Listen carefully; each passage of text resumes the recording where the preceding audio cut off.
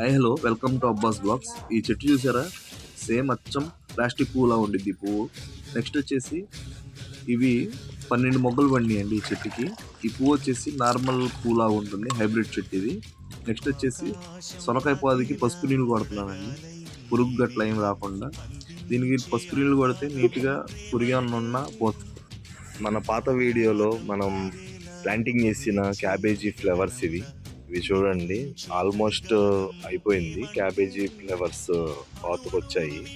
ఇంకొక 1 మంత్లో నాకు ఇదంతా ఫుల్ ఫ్లెడ్జ్డ్గా క్రాప్ అయిపోతుంది. నెక్స్ట్ వచ్చేసి బ్రింజాల్ ప్లాంట్స్ కూడా మనం ప్లాంటింగ్ చేసాం కదా, ఆ బ్రింజాల్ ప్లాంట్స్ రిజల్ట్ కూడా ఇదే.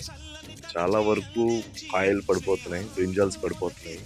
నెక్స్ట్ పచ్చిమిర్చి చెట్లు, ఇవి కూడా ఆల్మోస్ట్ క్రాపింగ్ వచ్చేసింది.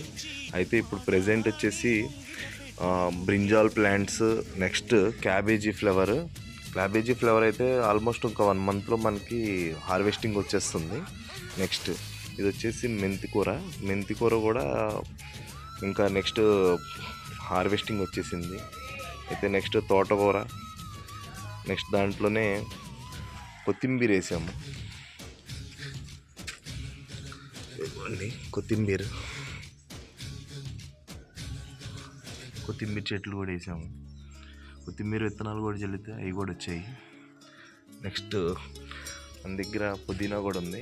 పుదీనా కూడా చాలా స్మెల్ వస్తుంది. బయట తీసుకున్నది 2 రెబ్బలు వేసి చాలు, ఇది చాలా స్మెల్. ఇది వచ్చేసి రణపాల చెట్టు. ఇది రణపాలు చాలా ఉపయోగాలు ఉన్నాయి రణపాలతో.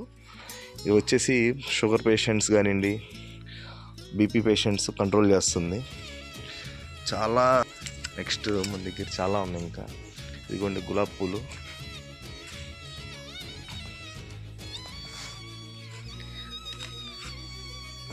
ఇది వచ్చేసి గోర్చుకుళ్ళు. ఈ చెట్లు వచ్చేసి గోర్చుకుళ్ళు. ఇది వచ్చేసి పాలకూర. ఇంకొక 2-3 మంత్స్లో ఇవి కూడా పాలకూర కూడా వచ్చేస్తుంది. నెక్స్ట్ ఇది వచ్చేసి ఫస్ట్ బ్యాచ్ టమాటాలు. ఇది అయిపోయింది, ఇంకా క్రాపింగ్ అయిపోయింది, ఇంకా ఇది హార్వెస్ట్ అయిపోతుంది. చెట్లు కూడా మ్యాక్సిమం ఇంకా ఈ టమాటాలతో చెట్టు చచ్చిపోతుంది. నెక్స్ట్ వచ్చేసి ఇది సెకండ్ బ్యాచ్ టమాటా చెట్లు. ఇదిగోండి, దీనికైతే వచ్చేసి ఇవి కూడా టమాటాలు మ్యాక్సిమం టమాటాలు వచ్చేసాయి.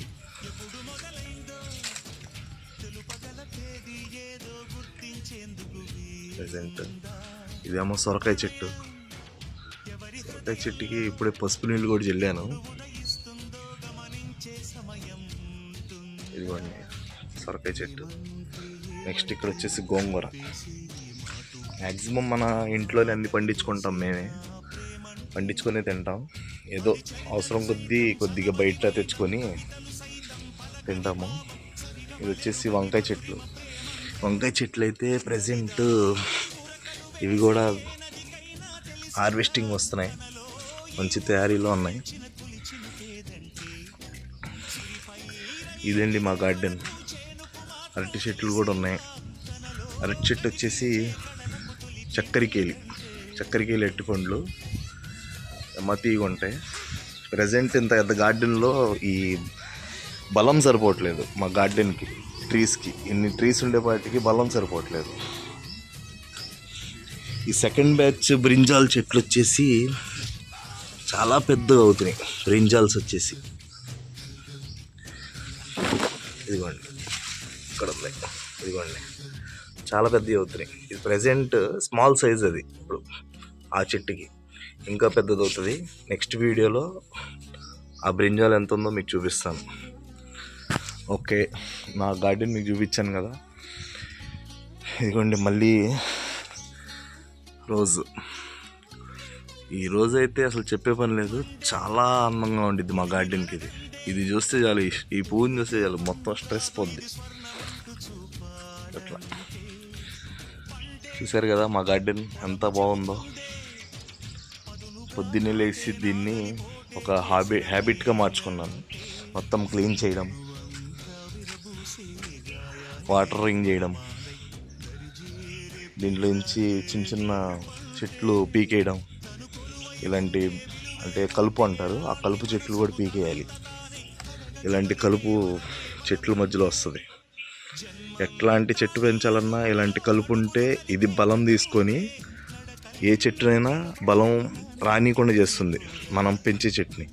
ఇది మనం రోజు చూసుకుంటూ పెంచుకోవాలి. అప్పుడు ఇది పీకితేనే కానీ మనకి వేరే చెట్టు అన్నది పెరగదు.